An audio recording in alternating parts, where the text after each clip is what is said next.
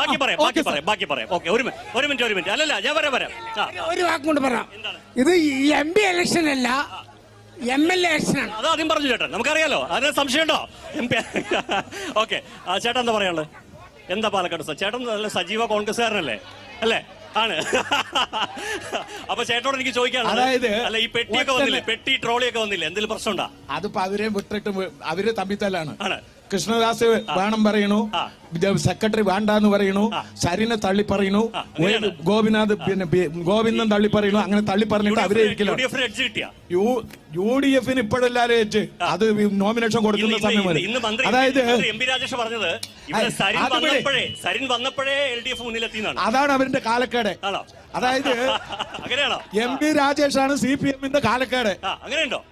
അപ്പൊ ഇപ്പൊ പറയുന്നുള്ളത് എന്താണെന്ന് അറിയാം, വല്ലാണ്ടൊന്നും പറയുന്നില്ല.